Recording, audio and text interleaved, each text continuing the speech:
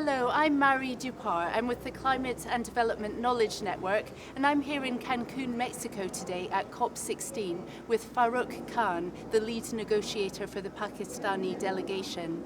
Good day, Farrukh. Thank you so much for joining us.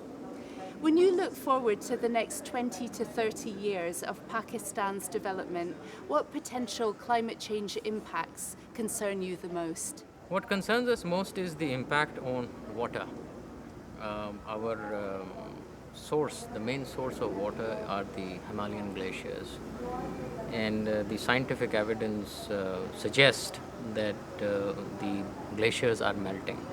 Now, that is going to bring devastating impact on the flow of water, on flash floods, and possible the flow of water in different timings as opposed to what we are used to. The second is indeed the electricity or the power generation sector. We are looking for exploiting our own resources, which is the coal and others, and obviously we have to be sensitive here with the climate change impact, and this will also have a bearing on our policies. How ready is Pakistan to integrate climate change into its development planning and practice? I think the massive floods that we experienced has certainly put this question of integrating climate change in our national policy planning and economic development. As of now, there are a number of constraints that we have. Um, there is capacity constraint.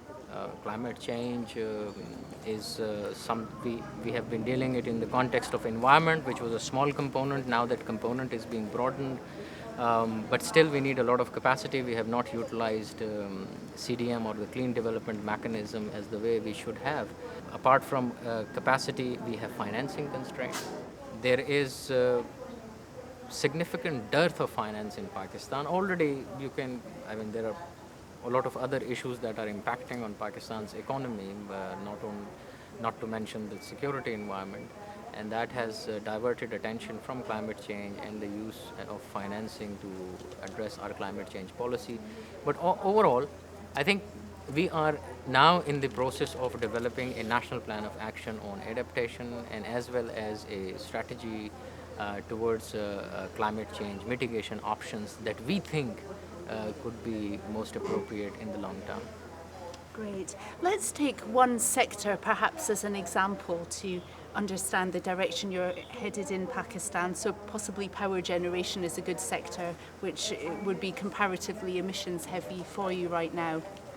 So what opportunities would you see in the power sector for reducing emissions at present? And do you think that eventually Pakistan's going to have to go towards a different kind of energy generation mix? I certainly think so. There is a need. I don't think that Pakistan can forego reliance on fossil fuels. I think that would not be possible in near future at least. We have largely the second largest, or if not second, third largest reserves of coal. We would like to utilize them for cheap generation of energy because it is helpful for us to grow economically. But we are very conscious, we are very sensitive to the fact that yes, the climate change impact is there. Pakistan agreed in Bali that Pakistan is willing to take nationally appropriate mitigation actions. This is one sector which indeed we are looking at. Recently, in fact, very recently, the government has signed a contract with the wind energy companies to start generating energy through wind in the area of Sindh. So wind is an option. We are also looking at the better use of solar energy, sort of creating a mix between what we have and solar energy. So yes, this is a very vital area for Pakistan. It also brings up the interesting possibilities of technology transfer, which I know are really important to developing countries such as Pakistan. So, for example, is Pakistan looking at getting access to technologies to burn fossil fuels more cleanly, such as carbon capture and storage, when you're speaking about coal-fired power generation, or technology transfer in the renewables sector? What are some of the issues around those? Certainly. Carbon storage and capture is one technology it's not in a very definitive shape as of now, but indeed research is going on. Power is one of the most important factors that is squeezing Pakistan's economy. There is around 5,000-6,000 megawatts of shortage, and that is a huge shortage. Let's talk for a minute about best practices in climate compatible development, recognising that Pakistan and indeed most developing countries are at the beginning of a curve here in getting to where you want to be. Are there any best practices in climate compatible development, maybe at the pilot scale in Pakistan, that you see the possibility to replicate or scale up? Well, within Pakistan, we are starting to some projects that are being undertaken, particularly one that we submitted to Adaptation Fund. And since I happen to chair the Adaptation Fund as well, this is one project about the glacial lake outburst and how to sort of prepare the community.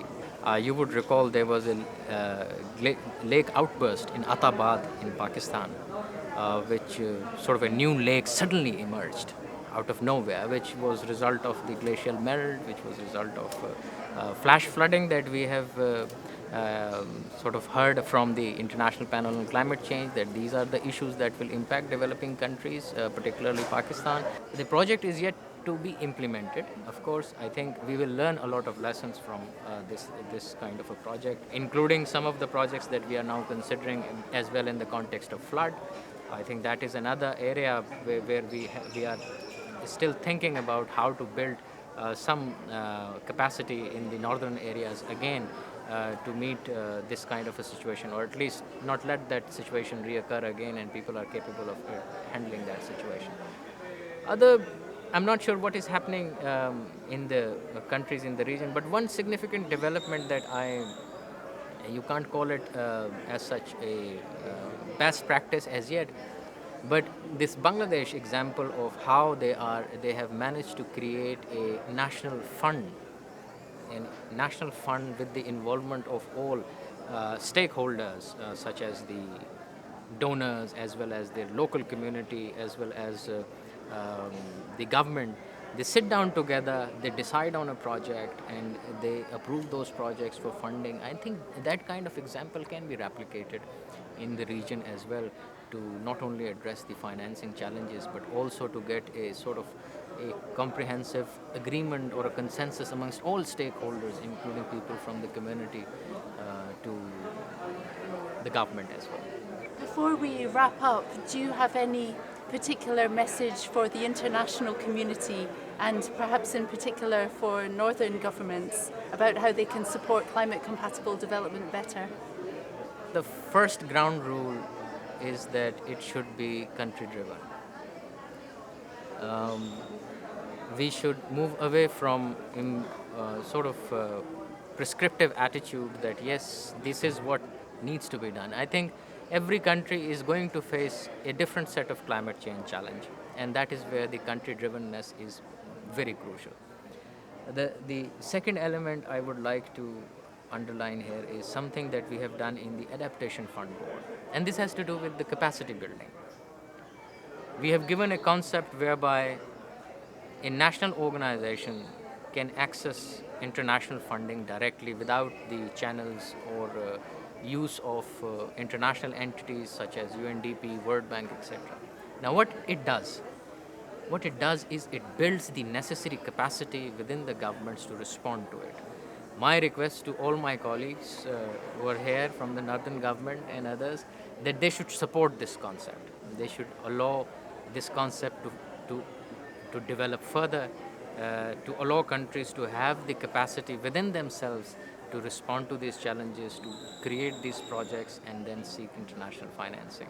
That's great. I'd like to thank you so much for your time. There have been many glimmers of hope and optimism, as well as descriptions of challenge in your interview with us. Thanks indeed, and good luck. We are optimistic that we will find some solution to these challenges now.